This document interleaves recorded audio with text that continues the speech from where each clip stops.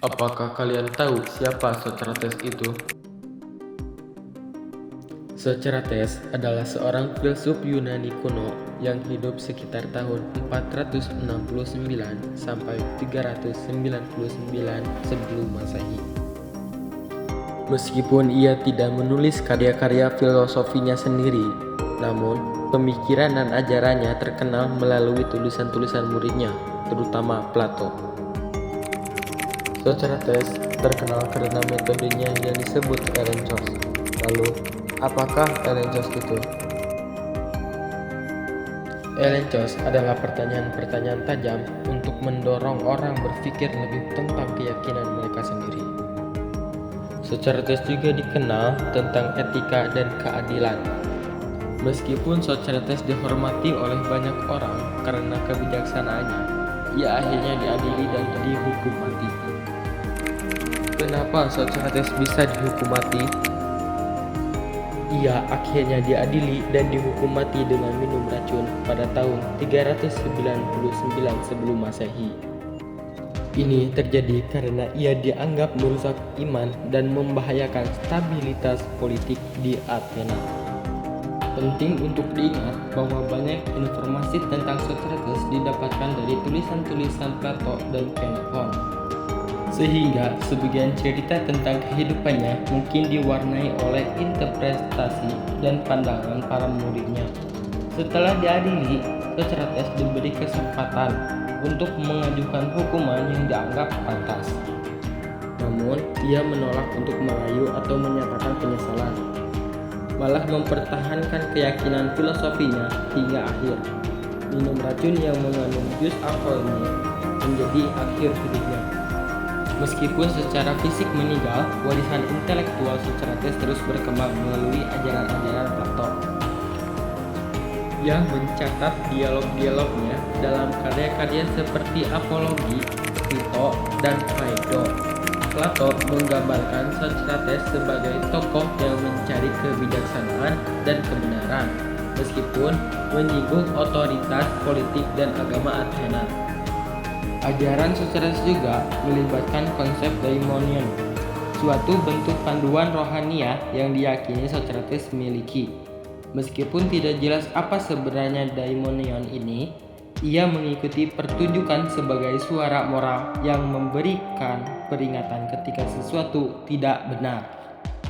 Socrates menjadi simbol penting dalam sejarah filsafat, mewakili semangat penyelidikan dan dedikasi terhadap kebenaran yang melampaui ketakutan akan konsekuensinya pribadi. Meskipun ia meninggalkan sedikit catatan langsung, pengaruh Socrates dapat dilihat dalam perkembangan filsafat barat selanjutnya. Lalu, apa yang terjadi saat kematian Socrates? Setelah kematian Socrates, pemikirannya terus memenuhi berbagai aliran filsafat. Murid-muridnya, terutama Plato dan Xenophon, berusaha meresapi dan menyampaikan ajaran-ajaran Socrates melalui karya-karya mereka. Plato, salah satu murid terkenal Socrates, mendirikan akademi di Athena, yang menjadi salah satu pusat intelektual terkemuka pada zamannya. Karya-karya Plato seperti Republik dan Simposium menyajikan pemikiran mendalam tentang politik, etika, dan metafisika, seringkali melalui dialog-dialog yang melibatkan karakter Socrates. Penting untuk diingat bahwa interpretasi dan representasi Socrates melalui tulisan-tulisan ini mungkin memiliki unsur subjektivitas. Namun, warisan intelektual Socrates tetap menjadi bagian integral dan sejarah filsafat, memberikan inspirasi bagi para pemikir selanjutnya untuk mengeksplorasi pertanyaan-pertanyaan fundamental tentang moralitas, kebenaran, dan eksistensi. Selain Plato dan Xenophon, tokoh lain seperti Aristophanes, seorang komediografer Athenian kontemporer, juga menggambarkan Socrates dalam karya-karyanya. Terutama dalam komedi Clouds, Aristophanes cenderung menampilkan Socrates secara satir, sebagai tokoh yang terlalu terpaku pada pemikiran dan kebenaran abstrak. Seringkali mengabaikan realitas praktis warisan Socrates juga terus berkembang melalui pengaruh terhadap filsuf-filsuf berikutnya. Seperti Aristoteles, murid Plato mengembangkan pemikiran etika dan metafisikanya sendiri. Namun, pengaruh Socrates dapat ditemukan dalam penekanan Aristoteles pada etika, kebajikan, dan pentingnya pertanyaan-pertanyaan fundamental. Selain itu, filsuf-filsuf Romawi seperti Cicero dan Seneca juga memperluas dan menginterpretasikan ajaran-ajaran Socrates dalam konteks budaya mereka.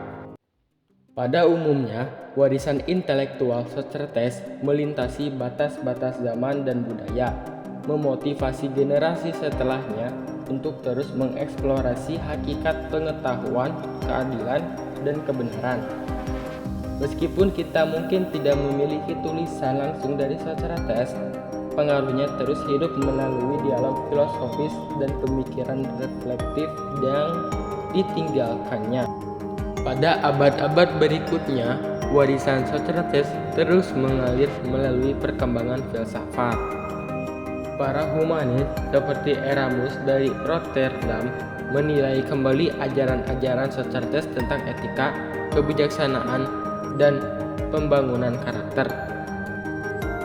Pada abad pencerahan, pemikiran Socrates ikut membentuk landasan dasar pemikiran rasional dan kebebasan berpendapat. Konsep-konsep seperti hak asasi manusia, keadilan, dan model ilmiah memiliki akar dalam pemikiran-pemikiran Socrates tentang kebenaran dan moralitas.